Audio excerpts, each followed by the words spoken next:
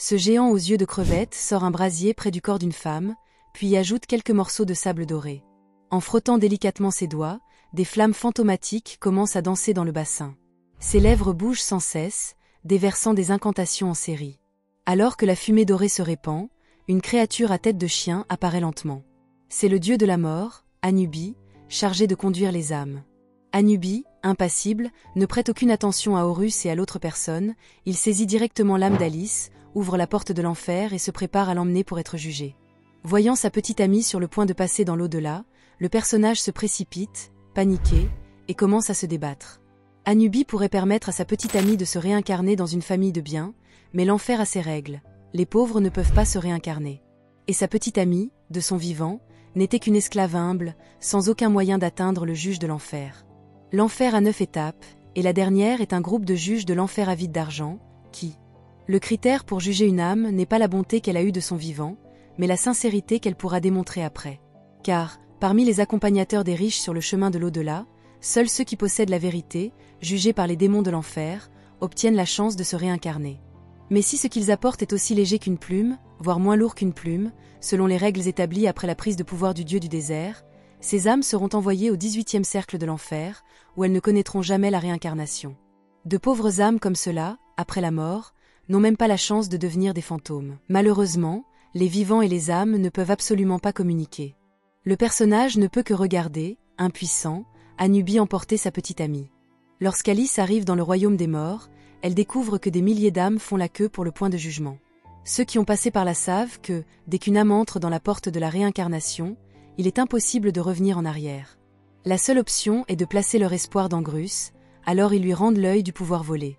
Il leur faudrait 7 jours pour atteindre le point de jugement et parvenir à la dernière porte de la réincarnation. Cela signifie qu'ils doivent vaincre 7 en 7 jours pour permettre à Alice de renaître. Ce qu'il leur faut faire maintenant, c'est utiliser des pouvoirs spéciaux. Alors les deux commencent à gravir une falaise de plusieurs milliers de mètres à main nue. Grus, en utilisant la puissance du dieu solaire, se transforme à nouveau en une forme divine. Ensemble, ils traversent le ciel et arrivent au bord de la Terre, où dérive un vaisseau spatial colossal dans la Voie lactée. Le grand-père de Grus, le dieu solaire, vit ici en retraite depuis longtemps. Sa tâche quotidienne consiste à contrôler l'orbite du Soleil pour que tous les habitants de la Terre puissent bénéficier de sa lumière. En même temps, le dieu solaire a une tâche encore plus ardue. Chaque nuit, il doit brandir son bâton pour empêcher le chaos de s'assembler et d'envahir la Terre. Comparé aux actions de son fils ingrat Seth sur Terre, la vie de tous les êtres vivants sur la planète est pour lui la priorité. En réponse à la demande de Grus, le dieu solaire se montre impuissant. Dans un désespoir total, Grus n'a d'autre choix que de collecter quelques éléments de la Voie lactée. Il comptait sur cette eau de la Voie lactée pour éteindre complètement le feu du désert. Sans le feu du désert, Seth perdrait une grande partie de sa puissance, et c'était la seule façon pour Grus de le vaincre. Mais ce qu'il ignorait, c'est que Seth était en train de comploter un complot encore plus terrifiant. Il prétextait que sa femme ne pouvait pas avoir d'enfant, et attrapa violemment ses ailes pour la jeter au sol. Face à la brutalité du dieu du désert, sa femme ne pouvait pas se défendre, mais ce qu'elle n'avait pas anticipé, c'est que son mari allait se retourner contre elle de cette manière. Seth n'avait aucune intention de respecter les liens conjugaux et lui arracha sans pitié les ailes qu'elle chérissait le plus, avant de récupérer l'œil de la protection qu'il convoitait. Il comptait l'ajouter à son propre corps. De plus, il avait précédemment pris les 2 yeux divins du ciel et extrait un cœur du dieu de la vie. L'ambition de Seth n'était pas seulement de régner sur l'Égypte, il voulait aussi dominer le peuple avec ses pouvoirs. Lorsqu'il apprit que Grus avait récupéré un œil pour se venger, Seth ordonna immédiatement à ses soldats taureaux de tuer les 2 sans pitié.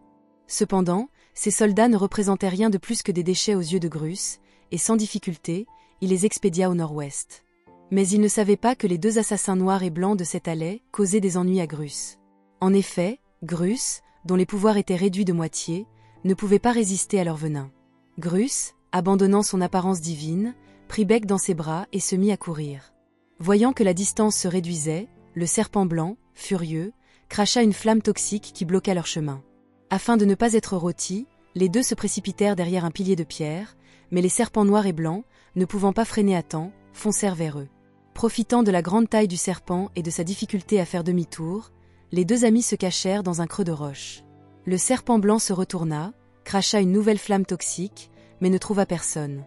Les serpents noirs et blancs se mirent à chercher leur cible, désespérés.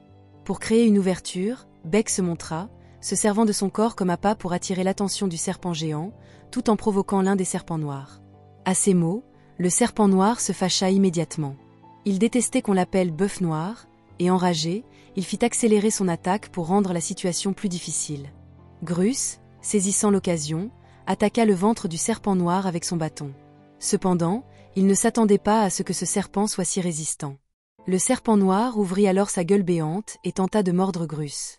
Heureusement, au dernier moment, Grus utilisa son bâton pour bloquer la mâchoire du serpent. La serpente noire, voyant cela, dut sauter de l'estrade. Armée de son arme tranchante, elle fonça sur Grus, mais il esquiva habilement. La serpente noire, après un instant d'hésitation, se tourna pour fuir, mais elle se précipita d'abord pour immobiliser la gueule du serpent. Bec et Grus, déterminés à vaincre, mirent en œuvre leur plan en attirant encore plus le serpent blanc, pendant que Grus cherchait une occasion pour attaquer. Voyant sa sœur blessée, le serpent blanc rugit et se précipita sur Bec, furieux, mais il n'eut pas le temps de réfléchir. Grus se précipita en biais et fit une attaque sournoise. Cependant, ce serpent blanc était encore plus féroce que le noir, et tout sur son passage était réduit en cendres. Bec courut à toute vitesse dans le temple, cherchant à bloquer l'attaque du serpent géant avec les structures environnantes. Grus, à sa suite, perçut une faiblesse dans la stratégie. Le point faible des serpents était de contrôler leur maître. En utilisant les colonnes de pierre effondrées comme tremplin, Grus sauta, se dirigeant directement vers le serpent blanc. Bien que puissant, le serpent blanc n'était rien face à l'habileté de Grus.